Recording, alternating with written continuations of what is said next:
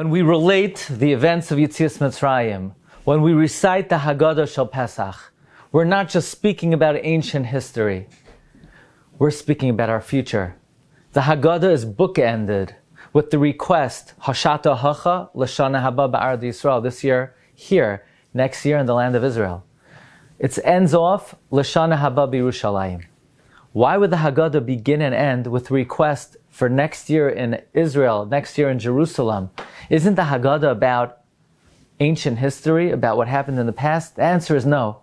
All the events of Yetzias Mitzrayim were the pre-enactment, the prelude, the Maaseh Avos Siman Labanim, the dress rehearsal of sorts of the coming attractions that will occur to our people in the future. Every event that happens, we say in the Haggadah, was kefula u'mechupelas. It happened then, but it will repeat itself in the time of the ultimate redemption. Thus, the purpose of Haggadah Shel Pesach is to yearn for the Geula. Pesach is the day of the Geula. Medrash Tanchuma teaches us, B'tesvav b'Nisan nigalu. On the 15th of Nisan we were redeemed. U'v'tesvav b'Nisan asidin ligael. And on the 15th of Nisan we are destined to be redeemed. For our family, the 15th of Nisan is, in a sense, a day of great loss. Our revered grandfather, Harav HaTzadik, Rav Mordechai Leib Glatstein, passed away on the 15th of Nisan at 106 years old. Our Zaidi, our grandfather, never was Mesiach Das from the Geula. He said even when he was in Auschwitz, he believed be'emuna shalema every single day that Mashiach was going to come on that day. In his final days, in his last conversation, my father, Zal Gesundsein, asked Zaidi, Tati, is everything okay? And Zaidi said, I'm waiting for Mashiach. And those were his final words. He passed away on the Yom HaGeula. Could there be any other day? He was never Mesiach Das from the Geula. He never gave up hope.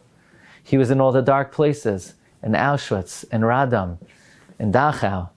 And after the war, after liberation, he was interviewed by the secular media and he was asked, Rabbi, you saw the massacre of your people, the devastation of your country, of your nation. Did you at any point in time lose faith in your God, lose faith in the promises of the Torah? And he responded, did I lose faith? Yes, I lost faith. I lost faith in man. How could a civilized society like Germany shed its conscience and become barbarians? How could Europe turn the other way and not help the Jewish people? How could the United States of America, who knew full well what was happening in the concentration camps, stick their heads in the sand? So did I lose faith? I lost faith in man. But never for a moment did I lose faith in my God. Never for a moment did I lose faith in the promises of the Torah. I remember one Pesach we had the good fortune to spend Yom Tov together with our grandfather, and after Yom Tov I said, Zaidi, how was the Yom Tov? And Zaidi says, and now I await the Geula. And anyone could say those words.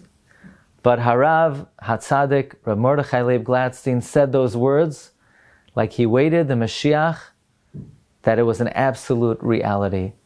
He was never Mesiach Das from the Geula. And therefore his yahrzeit is on the first day of Pesach, the day of the Geula. So his life and his passing is forever intertwined with the day of the redemption of the Jewish people. Because the day we were redeemed from Egypt, it's not coincidental, is the day we will be redeemed. The Sefer Mitzvahs Katan teaches us that the mitzvah to yearn for the coming of Mashiach is derived from the pasuk Anoichi Hashem Elokecha Asher Hoitzeisicha Me'eretz Mitzrayim.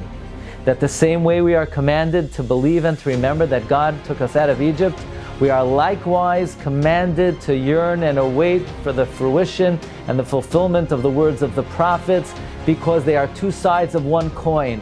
Just like the Rebbeinu Shalom redeemed us from Egypt, He will redeem us from our current galus. And after the war, my grandfather, when he was liberated, he knew English, and he was appointed the head of the religious department of the Joint Distribution Committee, and in that capacity, he helped the survivors rebuild their lives. He brought in Tashmishe Mitzvah, Tashmishe Kedusha. He published the first Sfarim for the survivors. And what is of note on this occasion is the very first Pesach after liberation. Harav Mordechai Leib Glatstein Zechas HaGavracha made sure to import matzos so that the survivors could commemorate their redemption from their slavery in the time-honored fashion, the way Klal Yisrael commemorated their chayros, their freedom, from generation to generation. And we're proud to present the real photographs of Harav Mordechai Leib Glatstein bringing the matzos to the She'eros HaPleita so that Klal Yisrael could continue their age-old mitzvah d'oraisa of achilas matzah. Tehei nishmasai tzarura b'tzar hachayim es Hashem Elokav. Chag kosher v'sameach.